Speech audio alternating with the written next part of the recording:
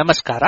ಇದು ಜಾಣ ಸುದ್ದಿ, ವಿಜ್ಞಾನ, ವಿಚಾರ ಹಾಗೂ ವಿಸ್ಮಯಗಳ ಧ್ವನಿ ಪತ್ರಿಕೆ. ದಿನದಿನವೂ ವಿಜ್ಞಾನ.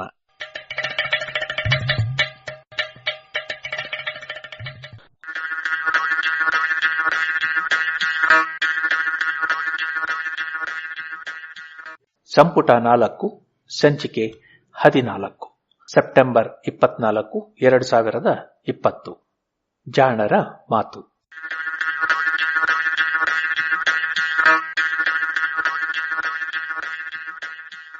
ಜೇನಿಗೂ ತಟ್ಟಿದ ಮಾಲಿನ್ಯ.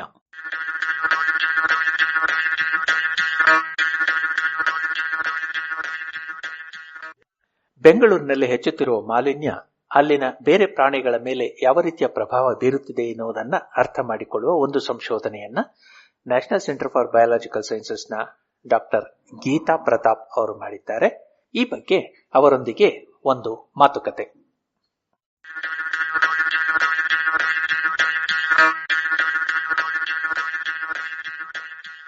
ನಮಸ್ಕಾರ ಡಾಕ್ಟರ್ ಗೀತಾ ಅವರಲ್ಲ? ನಮಸ್ಕಾರ ಸರ್. ಮೊದಲನೇದಾಗಿ, ನೀವು national centre for biological sciences Bengaluru, ಇಲ್ಲಿ ನೀವು ಸಂಶೋಧನೆ ಮಾಡ್ತಾ ಇದ್ದೀರಾ. ಅದರಲ್ಲೂ ಮುಖ್ಯವಾಗಿ ಜೇನ್ನೊಣಗಳು ಹಾಗೂ ಹಣ್ಣಿನ ನೊಣಗಳು, ಇವುಗಳ ಮೇಲೆ ನೀವು ಸಂಶೋಧನೆ ಮಾಡ್ತಾ ಇದ್ದೀರಾ. ಜಾಣ ಸುದ್ದಿಯ ಪರವಾಗಿ ನಿಮಗೆ ಅಭಿನಂದನೆಗಳು. ನಿಮ್ಮ ಒಂದು ಸಂಶೋಧನೆ ಅತ್ಯಂತ ಪ್ರತಿಷ್ಠಿತವಾದ proceedings of national academy of sciences America ಈ ಪತ್ರಿಕೆಯಲ್ಲಿ ಪ್ರಕಟವಾಗಿದೆ ಅಂತ ಕೇಳಿದೆ. ಇದು ನೀವು ಜೇನ್ನೊಣಗಳ ಬಗ್ಗೆ ಮಾಡಿದ್ದೀರಿ ಅಂತ ಅಂದ್ಬಿಟ್ಟು. ಅದಷ್ಟೇ ಅಲ್ಲ, ಈ ಸುದ್ದಿಯನ್ನ ಮತ್ತೊಂದು ಪ್ರತಿಷ್ಠಿತ ಪತ್ರಿಕೆ ಸೈನ್ಸ್ ಕೂಡ ವರದಿ ಮಾಡಿದೆ. ಇವು ವಿಶೇಷವಾಗಿ ಯಾವ ವಿಷಯದ ಬಗ್ಗೆ ಈ ಸಂಶೋಧನೆಗಳು ಆಗಿವೆ? ತುಂಬಾ ಸಂತೋಷ ಸರ್. ಹೇಳ್ಬೇಕು ಅಂದ್ರೆ ಹನಿ ಬೀಸ್ ಮೇಲೆ ಏರ್ ಪೊಲ್ಯೂಷನ್ ಅಥವಾ ವಾಯು ಮಾಲಿನ್ಯ ಹೇಗೆ ಅಫೆಕ್ಟ್ ಮಾಡುತ್ತೆ ಅಂತ ಹೇಳಿ ತುಂಬಾ ಸ್ಟಡೀಸ್ ಆಗಿಲ್ಲ ಇದುವರೆಗೂ. ಆಗಿರೋದೆಲ್ಲ ಲ್ಯಾಬ್ ಒಳಗಡೆ, ಅಂದ್ರೆ ಲ್ಯಾಬ್ ಅಲ್ಲೇ ಬೆಳೆಸಿರೋ ಅಂತ ಹುಳಗಳ ಮೇಲೆ ಮಾಡಿರಬಹುದು. ನಮ್ ಸ್ಟಡಿ ನೋಡಿದ್ರೆ ನಾವು ಹೊರಗಡೆ ಅಂದ್ರೆ ಫೀಲ್ಡ್ಗೆ ಹೋಗಿ ಅಲ್ಲಿಂದ ಜೇನ್ನೊಳಗಳನ್ನ ತಕೊಂಡ್ ಬಂದು ಲ್ಯಾಬಿಗೆ ತಗೊಂಡ್ ಬಂದು ಮಾಡಿರುವಂತ ಸ್ಟಡಿ. ಬೆಂಗಳೂರು ಮತ್ತೆ ಸುತ್ತಮುತ್ತ ಇರುವಂತಹ ಪ್ರದೇಶಗಳಲ್ಲಿ ಇರುವಂತಹ ಜೇನ್ನೊಣಗಳನ್ನ ಸಂಗ್ರಹಿಸಿ ಅವುಗಳ ಆರೋಗ್ಯವನ್ನ ಅಧ್ಯಯನ ಮಾಡಿದ್ದೀರಾ. ಮಾಲಿನ್ಯ ಹೆಚ್ಚಾಯ್ತು ಅಂತಂದಾಗ ಈ ಜೇನ್ನೊಣಗಳಿಗೆ ಏನಾಗುತ್ತೆ? ನಮ್ ಸಂಶೋಧನೆಯಲ್ಲಿ 4 ಬೇರೆ ಬೇರೆ ರೀತಿಯ ಸ್ಥಳಗಳನ್ನ ನಾವು ಫಸ್ಟ್ ಆಯ್ಕೆ ಮಾಡಿದ್ವಿ. ಒಂದು ತುಂಬಾ ಪೊಲ್ಯೂಷನ್ ಇರುವಂತದ್ದು, ಅದು ಪೀಣ್ಯ ಇಂಡಸ್ಟ್ರಿಯಲ್ ಏರಿಯಾ. ಇನ್ನೊಂದು ಸ್ವಲ್ಪ ಕಡಿಮೆ, ಅದಕ್ಕಿಂತ ಕಡಿಮೆ ಇರೋದು ಅದು ಲಾಲ್ಬಾಗ್, ಎಲ್ಲರಿಗೂ ಗೊತ್ತು, ಅದು ಲಾಲ್ಬಾಗ್ ಉದ್ಯಾನವನ. ಅದಕ್ಕಿಂತ ಸ್ವಲ್ಪ ಕಡಿಮೆ ಇರೋದು ಲೋ ಪೊಲ್ಯೂಟೆಡ್, ಅದು ನಮ್ದು NCBS. ಆಮೇಲೆ ನಮ್ಗೆ ಒಂದು ರೂರಲ್ ಸೈಡ್ ಅಂದ್ರೆ ಸಿಟಿಯಿಂದ ಸ್ವಲ್ಪ ದೂರ ಇರುವಂತ ಒಂದ್ ಜಾಗ ಬೇಕಾಗಿತ್ತು. ಅದಕ್ಕೆ ನಾವು ಹೆಸರುಘಟ್ಟನ ಸೆಲೆಕ್ಟ್ ಮಾಡಿದ್ವಿ. ಈ 4 ಜಾಗಗಳನ್ನ ಅದ್ರ ಪೊಲ್ಯೂಷನ್ ಅಂದ್ರೆ ವಾಯು ಮಾಲಿನ್ಯದ ಪ್ರಮಾಣನ ತಲೆಯಲ್ಲಿ ಇಟ್ಕೊಂಡು ನಾವ್ ಯಾವಾಗ ಎಕ್ಸ್ಪೆರಿಮೆಂಟ್ ಮಾಡ್ತಾ ಇದ್ವೋ ಆ 4 ಜಾಗಗಳಿಗೂ ಹೋಗಿ ಜೇನ್ನೊಣಗಳನ್ನ ತಗೊಂಡ್ ಬರುವಾಗ ಅದಕ್ಕೆ ಏನೂನು ಸ್ಟ್ರೆಸ್ ಆಗ್ಬಾರ್ದು, ಅದಕ್ಕೆ ಊಟ ನೀರು ಎಲ್ಲ ಕೊಟ್ಟು ಲ್ಯಾಬಿಗೆ ತಗೊಂಡ್ ಬಂದು ಆಮೇಲೆ ಎಲ್ಲ ಸಂಶೋಧನೆಯನ್ನ ನಾವು ಮಾಡಿದ್ವಿ ಸರ್. ಏನೇನು ನೀವು ಇದರಲ್ಲಿ ಅಧ್ಯಯನ ಮಾಡಿದ್ರಿ? ಏನೇನು ಬದಲಾವಣೆಗಳು ಅದರಲ್ಲಿ ಕಾಣುತ್ತೆ? ನಾವು ಫಸ್ಟ್ ಸ್ಟಡಿಯನ್ನ ಪ್ರಾರಂಭ ಮಾಡಿದಾಗ ನಾವು ಬೆಂಗಳೂರಲ್ಲಿ 15ಕ್ಕಿಂತ ಜಾಸ್ತಿ ಜಾಗಗಳನ್ನ ಭೇಟಿ ಮಾಡಿದ್ವಿ. ಅವಾಗ ನಮ್ಗೆ ಈ 4 ಜಾಗ ಸ್ವಲ್ಪ ಸೂಟಬಲ್ ಅನ್ಸ್ತು. ಯಾಕಂದ್ರೆ ಈ ಎಲ್ಲಾ ಜಾಗಗಳಲ್ಲಿ ಒಂದ್ ಫ್ಯಾಕ್ಟರ್ ವಾಯು ಮಾಲಿನ್ಯ ಬೇರೆ ಬೇರೆ ರೀತಿಯದಾಗಿತ್ತು, ಮತ್ತೆ ಜನಸಂದಣಿ ಜಾಸ್ತಿ ಇರ್ಲಿಲ್ಲ. ಲಾಲ್ಬಾಗ್ ಅಲ್ಲಿ ಕೂಡ ತುಂಬಾ ಜನಸಂದಣಿ ಇಲ್ದಲೇ ಇರೋಂತ ಜಾಗನ ಸೆಲೆಕ್ಟ್ ಮಾಡಿದ್ವಿ ನಾವು. ಆಮೇಲೆ ಬೇರೆ ಬೇರೆ ರೀತಿಯ ಡಿಸ್ಟರ್ಬೆನ್ಸ್ ಅಂದ್ರೆ ಪೆಸ್ಟಿಸೈಡ್ ಸ್ಪ್ರೇ ಮಾಡೋದು, ಕೀಟನಾಶಕಗಳನ್ನ ಹಾಕೋದು, ಅದೆಲ್ಲ ಯಾವ್ದು ಇಲ್ಲ ಈ 4 ಜಾಗಗಳಲ್ಲಿ. ಸೊ ಅದಕ್ಕೋಸ್ಕರ ನಾವು ಅಂತ ಜಾಗನ ಸೆಲೆಕ್ಟ್ ಮಾಡಿ ಆಮೇಲೆ ನಾವು ಫಸ್ಟ್ ನೋಡಿದ್ವಿ ಎಷ್ಟು ಸಂಖ್ಯೆಯಲ್ಲಿ ಜೇನುನೊಣಗಳು ಇದೆ ಅಲ್ಲಿ ಅಂತ. ನಾವು ಮಾಡಿದ್ದು ವರ್ಕರ್ ಬೀಸ್ ಅಂತ. ಅಂದ್ರೆ ಅದ್ರದ್ದು ಮೇನ್ ಕೆಲಸ ಏನು ಅಂದ್ರೆ ಗೂಡಿಗೆ ಊಟ ತಗೊಂಡು ಹೋಗೋದು. 20,000ದಿಂದ 80,000 ವರ್ಕರ್ ಬೀಸ್ ಒಂದು ಜೇನು ಹೈವ್ ಅಲ್ಲಿ ಇರ್ಬೋದು ಸರ್. ಒಂದು ಜೇನುಗೂಡಲ್ಲಿ ಒಂದು 20,000ದಿಂದ 80,000 ಇರ್ಬೋದು. ಅದ್ರಲ್ಲಿ ಮೂರ್ ತರನಾದ ಜೇನ್ನೊಣಗಳಿರುತ್ತೆ. ಒಂದು ಕ್ವೀನ್ ರಾಣಿ, ಇನ್ನೊಂದು ಡ್ರೋನ್ ಅದು ಮೇಲ್, ಅದು ಆಮೇಲೆ ಫಿಮೇಲ್, ಇದು ವರ್ಕರ್ ಬೀಸ್. ಗೀತಾ ಅವರೇ, ನೀವು ಈ ಕಾರ್ಮಿಕ ಜೇನ್ನೊಣಗಳನ್ನೇ ಯಾಕೆ ಆಯ್ಕೊಂಡ್ರಿ? ಈಗ ಕಲ್ಚರಬಲ್ ಮತ್ತೆ ನಾನ್ ಕಲ್ಚರಬಲ್ ಬೀಸ್ ಅಂತ ಇರುತ್ತೆ. ನಾವು ಸೆಲೆಕ್ಟ್ ಮಾಡಿದ್ದು ಏಪಿಸ್ ಡಾರ್ಸೆಟಾ. ನಾವು ಬೆಂಗಳೂರಲ್ಲಿ ಫಸ್ಟ್ ಫೀಲ್ಡ್ ಸರ್ವೆ ಮಾಡಿದಾಗ ನಮ್ಗೆ ಕಂಡು ಬಂದಿದ್ದು ಏಪಿಸ್ ಡಾರ್ಸೆಟಾ ಮಾತ್ರ ಸಿಟಿ ಒಳಗಡೆ ಇನ್ನು ಸ್ವಲ್ಪ ಜಾಸ್ತಿ ಸಂಖ್ಯೆಯಲ್ಲಿ ಇರೋದು. ಬೇರೆ ಜೇನುಗಳು ನಮ್ಗೆ ಕಾಣಿಸ್ತಿಲ್ಲ. ಬೇರೆ ತರನಾದ ಬೇರೆ ಹುಳಗಳು ಅಥವಾ ಬೇರೆ ಕೀಟಗಳನ್ನು ಕೂಡ ನಾವು ಜಾಸ್ತಿಯಾಗಿ ನಮ್ ಬೆಂಗಳೂರು ಸಿಟಿ ಮಧ್ಯೆ ನೋಡ್ಲಿಲ್ಲ. ಆದ್ರೆ ಏಪಿಸ್ ಡಾರ್ಸೆಟಾ ಅಂದ್ರೆ ಹೆಜ್ಜೇನು ಮಾತ್ರ ಸಿಟಿಯಲ್ಲಿ ಇನ್ನೂ ಸರ್ವೈವ್ ಆಗ್ತಾ ಇದೆ, ಬದುಕುಳಿದಿದೆ. ನಮ್ದು ಏಷ್ಯನ್ ಬಿ ಅದು. ಆಮೇಲೆ ನಮ್ ನೇಟಿವ್ ಬಿ ಅಂದ್ರೆ ನಮ್ ಅಂದ್ರೆ ಇದು ಬೇರೆ ಕಡೆಯಿಂದ ನಾವು ತಗೊಂಡ್ ಬಂದು ಇಲ್ಲಿ ಬೆಳೆಸಿದ್ದಲ್ಲ. ಅಲ್ದಲೆ 80% ಹನಿ ಬರ್ತಿರೋದು, ಜೇನು ಬರ್ತಿರೋದು ಭಾರತದಲ್ಲಿ ಹೆಜ್ಜೆನಿಂದ. ಆಮೇಲೆ ಇದ್ರದ್ದು ಪಾಲಿನೇಷನ್ ಅಥವಾ ಪರಾಗಸ್ಪರ್ಶ ನೋಡಿದ್ರೆ ಎಷ್ಟೊಂದು ಫ್ರೂಟ್ಸ್ ಮತ್ತೆ ವೆಜಿಟೇಬಲ್ಸ್ ಎಲ್ಲ ಈ ಜೇನ್ನೊಣಗಳ ಮೇಲೆನೆ ಅವಲಂಬಿತ ಆಗ್ಬಿಟ್ಟಿದೆ. ಸೊ ಅದಕ್ಕೋಸ್ಕರ ನಾವು ಹೆಜ್ಜೆನನ್ನ ಆಯ್ಕೆ ಮಾಡ್ಕೊಂಡ್ವಿ.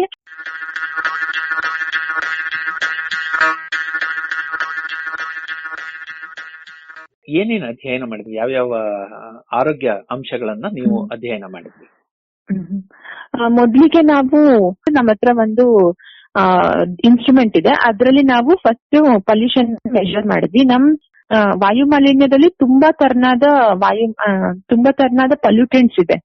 ಅಂದ್ರೆ carbon dioxide, carbon monoxide, nitrous oxides, ಇದೆಲ್ಲದಕ್ಕೆ ಕಂಪೇರ್ ಮಾಡಿದ್ರೆ ಸೂಕ್ಷ್ಮವಾದ ಧೂಳು ಅದು ನಮ್ ಮನುಷ್ಯನ ಶ್ವಾಸಕೋಶದ ಒಳಗೆ ಕೂಡ ಹೋಗುತ್ತೆ ಅಂತ ಹೇಳಿ ತುಂಬಾ ಸ್ಟಡೀಸ್ ಹೇಳುತ್ತೆ. ಸೊ ತುಂಬಾ ಅಫೆಕ್ಟ್ ಮಾಡೋದು ಹೆಲ್ತಿಗೆ ಸೂಕ್ಷ್ಮವಾದ ಧೂಳು. ಅದಕ್ಕೋಸ್ಕರ ನಾವು ಅದನ್ನ ಮೆಷರ್ ಮಾಡಿದ್ವಿ ಫಸ್ಟ್. ಅದಾದ್ಮೇಲೆ ನಾವು ಈ ಹೆಜ್ಜೆನು ಲ್ಯಾಬಿಗೆ ತಗೊಂಡ್ ಬಂದ್ಮೇಲೆ ಎಷ್ಟು ಹೊತ್ತು ಬದುಕಿರತ್ತೆ ಅದನ್ನ ನಾವು ಸರ್ವೈವಲ್ ರೇಟ್ ಅಂತ ಹೇಳ್ತೀವಿ. ಎಷ್ಟು ಹೊತ್ತು ಬದುಕಿರತ್ತೆ ಅಂತ ನೋಡಿದ್ವಿ. ಪೀಣ್ಯ ಮತ್ತೆ ಲಾಲ್ಬಾಗ್ ಇಂದ ತಂದಿದ್ದ ಹೆಜ್ಜೆನು ತುಂಬಾ ಹೊತ್ತು ಬದುಕಲ್ಲ. 80% ಇದು 24 ಗಂಟೆ ಒಳಗಡೆನೆ ಸತ್ತೋಗ್ತಾ ಇತ್ತು. ನಮ್ ಹೆಸರುಘಟ್ಟ ಇಂದ ತಗೊಂಡ್ ಬಂದಿದ್ ಜೇನ್ನೊಣ ಒಂದ್ಸಲ 5 ದಿನ 6 ದಿನವರೆಗೂ ಬದುಕಿರ್ತಿತ್ತು. ಆದ್ರೆ ನಮ್ ಪೀಣ್ಯ ಇಂಡಸ್ಟ್ರಿಯಲ್ ಏರಿಯಾ ಮತ್ತೆ ಲಾಲ್ಬಾಗ್ ಇಂದ ತಗೊಂಡ್ ಬಂದಿದ್ದು ಹೆಜ್ಜೆನು 24 ಗಂಟೆ ಒಳಗಡೆನೆ ಅದು ಸತ್ತೋಗೋದನ್ನ ನಾವು ಫಸ್ಟ್ ಅಬ್ಸರ್ವ್ ಮಾಡಿದ್ವಿ.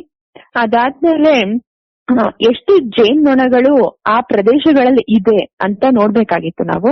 ಅದನ್ನ ನೋಡಿದಾಗ ನಾವು ಒಂದು ಹೂವನ್ನ ಸೆಲೆಕ್ಟ್ ಮಾಡಿದ್ವಿ. ಅದನ್ನ ಟೆಕೋಮಾ ಸ್ಟಾನ್ಸ್ ಅಂತ ಹೇಳ್ತೀವಿ. ನೀವೆಲ್ಲ ಕಡೆ ನೋಡಿರ್ಬೋದು ಬೆಂಗಳೂರಲ್ಲಿ. ಅದು ಯೆಲ್ಲೋ ಕಲರ್ ಬೆಲ್ ಶೇಪ್ ಅಲ್ಲಿ ಇರುತ್ತೆ. ಅದು ಆರ್ನಮೆಂಟಲ್ ಪ್ಲಾಂಟ್. ಅದನ್ನ ನಾವು ಸೆಲೆಕ್ಟ್ ಮಾಡಿದ್ವಿ. ಯಾಕಂದ್ರೆ ಹೆಜ್ಜೆನಿಗೆ ಆ ಗಿಡ ತುಂಬಾ ಇಷ್ಟ. ಅದು ಯಾವಾಗ್ಲೂನು ಆ ಗಿಡಕ್ಕೆ ಪರಾಗಸ್ಪರ್ಶಕ್ಕೆ ಹೋಗುತ್ತೆ.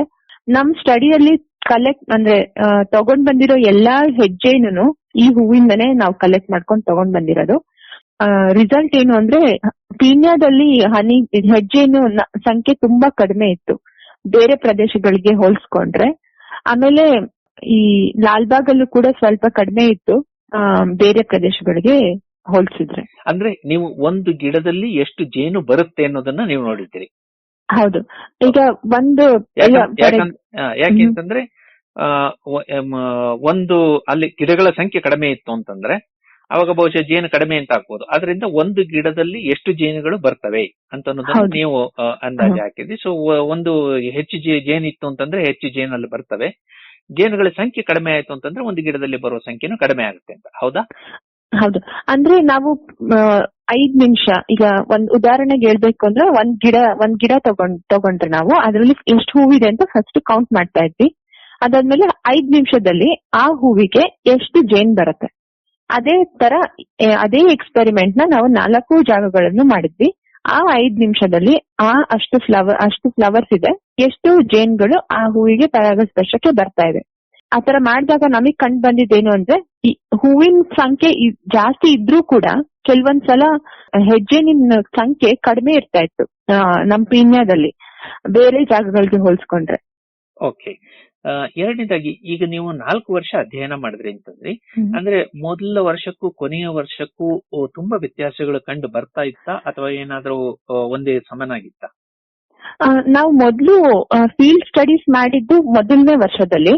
ಅದಾದ್ಮೇಲೆ ನಾವು ಬೇರೆ ಬೇರೆ ಎಕ್ಸ್ಪೆರಿಮೆಂಟ್ಸ್ ನ ಮಾಡ್ತಾ ಇದ್ರಿಂದ ಫೀಲ್ಡ್ ಎಕ್ಸ್ಪೆರಿಮೆಂಟ್ಸ್ ನಾವ್ ಅಲ್ಲಿಗೆ ಬಿಟ್ವಿ. ನಮ್ಗೆ ಜಸ್ಟ್ ನಮ್ಗೆ ಏನ್ ಬೇಕಾಗಿತ್ತು ಅಂದ್ರೆ ನಂಬರ್ ಜಾಸ್ತಿ ಇದೆಯಾ ಕಡಿಮೆ ಇದೆಯಾ ಅಂತ ಬೇಕಾಗಿತ್ತು. ಅದು ಅಲ್ಲದೆ ನಮ್ಗೆ ಎಕ್ಸ್ಪೆರಿಮೆಂಟ್ ಗೆ ಎಷ್ಟು ಹೆಜ್ಜೆನ್ ಬೇಕೋ ಅಷ್ಟು ಹೆಜ್ಜೆನ್ ಇದೆ ಪಿನ್ನಲ್ಲಿ. ನಾನು ಪಿನ್ನಲ್ಲಿ ಹೆಜ್ಜೆನೇ ಇಲ್ಲ ಅಂತ ಹೇಳ್ತಾ ಇಲ್ಲ, ಹೆಜ್ಜೆನ್ ಇಲ್ದಲೇ ಇದ್ದಿದ್ರೆ ನಾವ್ ಈ ಅಧ್ಯಯನ ಮಾಡಕ್ ಆಗ್ತಾನೆ ಇರ್ಲಿಲ್ಲ. ಅವು ಇದಾವೆ, ಬಟ್ ನಂಬರ್ ಸ್ವಲ್ಪ ಕಡಿಮೆ ಇದೆ. ಬೇರೆ ಇನ್ಯಾವ ಅಂಶಗಳಲ್ಲಿ ಈ ಧೂಳು ಅಥವಾ ಈ ಮಾಲಿನ್ಯ ಜೇನನ್ನ ಪ್ರಭಾವಿಸುತ್ತೆ? ಬೆಂಗಳೂರಲ್ಲೇ ನಾನು PhD ಮಾಡಿದ್ರಿಂದ ನನ್ಗೆ ಬೆಂಗಳೂರಲ್ಲಿ ಓಡಾಡಿದ ಅನುಭವ ಇದ್ದಿದ್ರಿಂದ, ಬೆಂಗಳೂರಲ್ಲಿ ಒಂದ್ಸಲ ಸಿಟಿ ಒಳಗಡೆ ಹೋಗ್ ಬಂದ್ರೆ ನೀವು ಮುಖನ ಟಿಶ್ಯೂ ಪೇಪರ್ ಎಲ್ಲ ಅಥವಾ ಬಟ್ಟೆ ಎಲ್ಲ ಒರೆಸಿದ್ರೆ ಎಷ್ಟು ಧೂಳು ಬರುತ್ತೆ ನಮ್ ಮುಖದಲ್ಲಿ. ಈ ತರ ಧೂಳು ಅದ್ರ ಮೈ ಮೇಲೆ ಅಂತಲ್ವಾ ಅಂತ ಅದೊಂದು ತಲೆಗೆ ಬಂತು. ಸೊ ನಾವೇನ್ ಮಾಡಿದ್ವಿ, ಎಲ್ಲಾ ಹನಿ ಬೀಸ್ 4 ಜಾಗದಿಂದ ತಗೊಂಡ್ ಬಂದು ಸ್ಕ್ಯಾನಿಂಗ್ ಎಲೆಕ್ಟ್ರಾನ್ ಮೈಕ್ರೋಸ್ಕೋಪ್ ನ ಮಾಡಿದ್ವಿ. ಮಾಡಿದಾಗ ನಮ್ಗೆ ಕಂಡು ಬಂದಿದ್ದು, ನಾವೇನ್ ಅನ್ಕೊಂಡಿದ್ವೋ ಮನುಷ್ಯನ್ಗೆ ಹೇಗೆ ಧೂಳ್ ಬಂದು ನಮ್ಮ ತ್ವಚೆ ಮೇಲೆ ಅಥವಾ ನಮ್ಮ ಸ್ಕಿನ್ ಮೇಲೆ ಕುತ್ಕೊಳ್ಳುತ್ತೋ ಅದೇ ತರ ಇವುಗಳಿಗೂ ಕೂಡ ಕುತ್ಕೋತಾ ಇತ್ತು.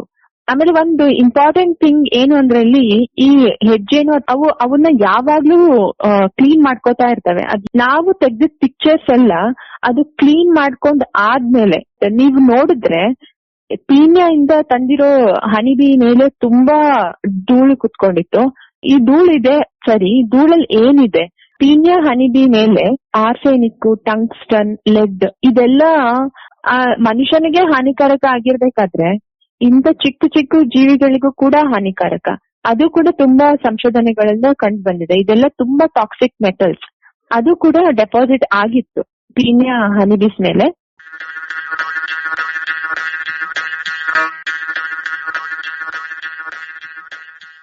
ರೋಗ ನಿರೋಧಕ ಶಕ್ತಿ ಅಂದ್ರೆ ಇಮ್ಯುನಿಟಿ ಅಂತ ಅನ್ನೋದು ಕೂಡ ಇದರಲ್ಲಿ ಕಡಿಮೆ ಆಗಿದೆ ಅಂತ ಅನ್ನೋ ಬಗ್ಗೆ ನೀವು ಗಮನಿಸಿದ್ದೀರಾ? ಅದು ಯಾವ ರೀತಿಯಲ್ಲಿ ನೀವು ಅಧ್ಯಯನ ಮಾಡಿದ್ರಿ? ಆಮೇಲೆ ನಾವು ಆರೋಗ್ಯಕ್ಕೆ ಏನೇನ್ ಸಂಬಂಧ ಪಡುತ್ತೋ ಅದನ್ನೆಲ್ಲದನ್ನು ಅಟ್ಲೀಸ್ಟ್ ಒಂದಾದ್ರೂ ಎಕ್ಸ್ಪೆರಿಮೆಂಟ್ ಮಾಡಿ ಅದಕ್ಕೆ ಆನ್ಸರ್ ಹುಡುಕ್ಬೇಕು ಅನ್ನೋ ಒಂದು ದೃಷ್ಟಿಯಿಂದ ನಾವೇನ್ ಮಾಡಿದ್ವಿ, ಟ್ರಾನ್ಸ್ಕ್ರಿಪ್ಟೋಮ್ ಮಾಡಿದ್ವಿ. ಟ್ರಾನ್ಸ್ಕ್ರಿಪ್ಟೋಮ್ ಅಂದ್ರೆ ನಾವು ಎಲ್ಲಾ ಹನಿಬೀಸ್ ನ ಕಲೆಕ್ಟ್ ಮಾಡ್ಕೊಂಡು ಅದ್ರಲ್ಲಿರೋ DNA ಮತ್ತೆ RNA ನ ತೆಗೆದ್ಬಿಟ್ಟು ಅದರಲ್ಲಿ ನಾವು ಜೀನ್ ಎಕ್ಸ್ಪ್ರೆಷನ್ ನ ನೋಡಿದ್ವಿ. ಅಂದ್ರೆ ಒಟ್ಟಾರೆ ಅವು ಎಷ್ಟು ಪ್ರೋಟೀನ್ ಗಳನ್ನ ತಯಾರು ಮಾಡುತ್ತೆ ಅನ್ನೋ ಒಂದು ಅಂಶ. ಅದನ್ನ ಮಾಡಿದಾಗ ನಾವ್ ಜೀವನ ಮಾಡ್ಬೇಕು ಅಂದ್ರೆ ಇದೆಲ್ಲ ಬೇಕೇ ಬೇಕು. ಆತರ ಇರೋ ಅಂಶಗಳನ್ನ ತಲೆಯಲ್ಲಿ ಇಟ್ಕೊಂಡು ಈಗ ಹನಿಬೀಸ್ಗೆ ಸ್ಟ್ರೆಸ್ ಅಥವಾ ಇಮ್ಯೂನ್, ನೀವ್ ಹೇಳ್ದಂಗೆ ಡಿಫೆನ್ಸ್ ಅಂದ್ರೆ ಕಾಲೋನಿನ ಡಿಫೆನ್ಸ್ ಮಾಡ್ಬೇಕವು, ಅವು ಡಿಫೆನ್ಸ್ ಮಾಡ್ಕೋಬೇಕು. ಇಮ್ಯೂನಿಟಿ ಎಷ್ಟಿದೆ ಅದಕ್ಕೆ ಅದನ್ನೆಲ್ಲ ನೋಡಿದಾಗ ಪೀನ್ಯಾ ಹನಿಬಿಯಲ್ಲಿ ಇಮ್ಯುನಿಟಿ ಮತ್ತೆ ಡಿಫೆನ್ಸ್ ರಿಲೇಟೆಡ್ ಜೀನ್ಸ್ ಗಳು ತುಂಬಾ ಎಕ್ಸ್ಪ್ರೆಸ್ ಆಗಿತ್ತು. ಇದನ್ನ ಒಂದ್ ರೀತಿಯಲ್ಲಿ ಅದ್ರ ಮೇಲೆ ಆಗುವಂತ ಟೆನ್ಷನ್ ಅಥವಾ ಒತ್ತಡ ಅಂತ ಅನ್ಬೋದಾ? ಹೌದು. ನೀವು ಇನ್ನೊಂದು ಕೇಳ್ಬೋದು, ಈಗ ವಾಯುಮಾಲಿನ್ಯದಿಂದಲೇ ಇದೆಲ್ಲ ಹಿಂಗಾಗ್ತಾ ಇದೆ, ಅದ್ರಲ್ಲಿ ಬೇರೆ ಏನೋ ಅಂಶಗಳು ಇಲ್ವಾ ಅಂತ ಹೇಳಿ. ಯಾಕಂದ್ರೆ ನಮ್ದು ಫೀಲ್ಡ್ ಬೇಸ್ಡ್ ಸ್ಟಡಿ ಆಗಿರೋದ್ರಿಂದ ನಮ್ಗೆ ಕಂಟ್ರೋಲ್ ಮಾಡಕ್ಕೆ ಆಗಲ್ಲ. ಅದನ್ನ ನಾವೇನ್ ಮಾಡಿದ್ವಿ ಅಂದ್ರೆ ನಾವು ಅದ್ರ ಟೆಂಪರೇಚರ್ ಚೆಕ್ ಮಾಡಿದ್ವಿ. ಎಲ್ಲ 4 ಜಾಗಗಳನ್ನು ಟೆಂಪರೇಚರ್ ಅಲ್ಲಿ ಏನು ವ್ಯತ್ಯಾಸ ಇಲ್ಲ. ಹ್ಯೂಮಿಡಿಟಿ ಚೆಕ್ ಮಾಡಿದ್ವಿ, ವಿಂಡ್ ಸ್ಪೀಡ್ ಚೆಕ್ ಮಾಡಿದ್ವಿ. ವಾಯುಮಾಲಿನ್ಯನ ಬಿಟ್ಟು ಬೇರೆ ಏನೂ ಈ ತರ ಅಫೆಕ್ಟ್ ಮಾಡುತ್ತೆ ಅಂತ ಹೇಳಕ್ ಸಾಧ್ಯನೇ ಇಲ್ಲ. ಅಂದ್ರೆ ಅಲ್ಲಿ ನೀವು ಅಧ್ಯಯನ ಮಾಡಿದಂತ 4 ಸ್ಥಳಗಳಲ್ಲಿ ವಾಯುಮಾಲಿನ್ಯ ಬಿಟ್ಟು ಉಷ್ಣತೆ, ತೇವಾಂಶ, ಮಿಕ್ಕಿದ್ದ ಎಲ್ಲ ಅಂಶಗಳು ಕೂಡ ಒಂದೇ ರೀತಿ ಇತ್ತು. ಈ ಎಲ್ಲ ಅಧ್ಯಯನಗಳಾದ್ಮೇಲೆ ನೀವು ಈ ರೀತಿಯ ಪರಿಣಾಮಗಳು ಜೇನುನೊಣಗಳ ಮೇಲೆ ಆಗದೆ ಇರೋದಕ್ಕೆ ಯಾವ ರೀತಿ ನಾವು ಕ್ರಮ ಕೈಗೊಳ್ಳಬಹುದು ಅಂತ ಅನ್ನೋದ್ರ ಬಗ್ಗೆ ಸಲಹೆ ಕೊಟ್ಟಿದ್ದೀನಿ ಅಂತ ಹೇಳಿದ್ರಿ. ಹೇಗೆ ತಡೆಯೋದು? ಏನಿದೆ ಅಂದ್ರೆ ಏರ್ ಕ್ವಾಲಿಟಿ ಇಂಡೆಕ್ಸ್ ಅಂತ ಇದೆ. ಏರ್ ಕ್ವಾಲಿಟಿ ಇಂಡೆಕ್ಸ್ ಅಂದ್ರೆ ಏನು ಅಂದ್ರೆ ಇದನ್ನ ಇಟ್ಕೊಂಡು ಮನುಷ್ಯ ಈ ಜಾಗ ಸರಿನಾ ನನ್ಗೆ ವಾಸ ಮಾಡಕ್ಕೆ, ಈ ಜಾಗ ಸರಿ ಇಲ್ವಾ ಅಂತ ಹೇಳಿ ನೋಡ್ಬೋದು. ಏರ್ ಕ್ವಾಲಿಟಿ ಇಂಡೆಕ್ಸ್ ಈಗ ಮನುಷ್ಯನಿಗೆ ಅಂತಾನೆ ಇರೋದದು. ಈಗ ನಮ್ ಸಂಶೋಧನೆಯಿಂದ ನಮ್ಗೆ ಗೊತ್ತಾಗಿದ್ದೇನು ಅಂದ್ರೆ ವರ್ಲ್ಡ್ ಹೆಲ್ತ್ ಆರ್ಗನೈಸೇಷನ್ ಅವರು ಇಂಟ್ರಿಮ್ ಟಾರ್ಗೆಟ್ ಲೆವೆಲ್ ಅಂತ ಒಂದು ರಿಲೀಸ್ ಮಾಡಿದ್ದಾರೆ. ಇಂಟ್ರಿಮ್ ಟಾರ್ಗೆಟ್ ಲೆವೆಲ್ ಅಂದ್ರೆ ಏನು ಅಂದ್ರೆ ಮನುಷ್ಯ ಅಥವಾ ಆ ಜಾಗದಲ್ಲಿ ಮನುಷ್ಯ ಜೀವನನ ಸಾಗಿಸಬಹುದು ಅಂತ. ಇಂಟ್ರಿಮ್ ಟಾರ್ಗೆಟ್ ಲೆವೆಲ್ 2 ನಮ್ ಸ್ಟಡಿಯಲ್ಲಿ ಲಾಲ್ಬಾಗ್ ಆಕ್ಚುಲಿ.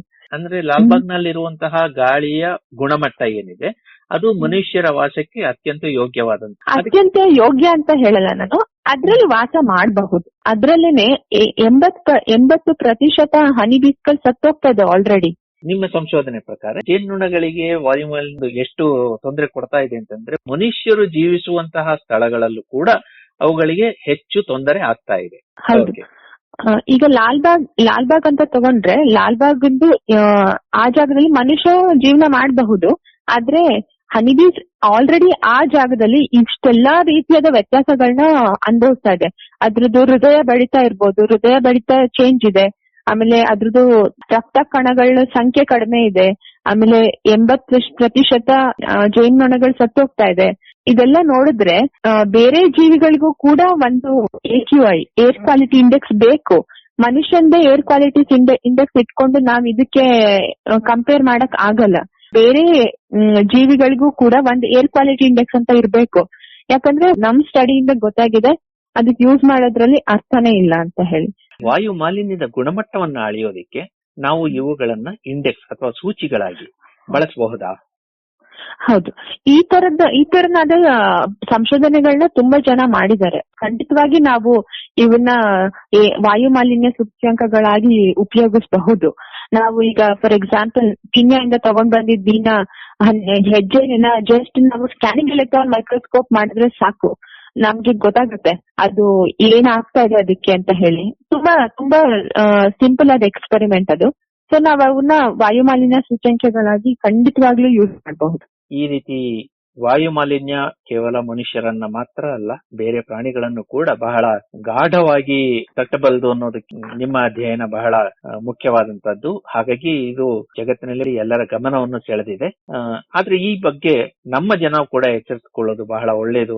ಗೀತಾ ಅವರೇ, ನಿಮ್ಮ ಅಧ್ಯಯನದ ವಿಷಯವನ್ನ ತಿಳಿಸಿಕೊಟ್ಟಿದ್ದಕ್ಕೆ ಜಾಣಸುದ್ದಿಯ ಪರವಾಗಿ ಧನ್ಯವಾದಗಳು.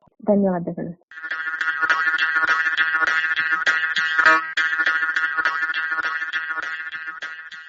ಇದು ಇಂದಿನ ಜಾಣರ ಅಲ್ಲಲ್ಲ ಜಾಣೆಯರ ಮಾತು.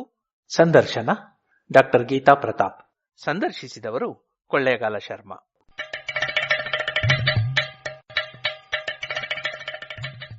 ಜಾಣ ಸುದ್ದಿಯ ಬಗ್ಗೆ ಸಲಹೆ ಸಂದೇಹಗಳು ಇದ್ದಲ್ಲಿ ನೇರವಾಗಿ 9886640328 ಈ ನಂಬರಿಗೆ ವಾಟ್ಸಪ್ ಮಾಡಿ, ಇಲ್ಲವೇ ಕರೆ ಮಾಡಿ.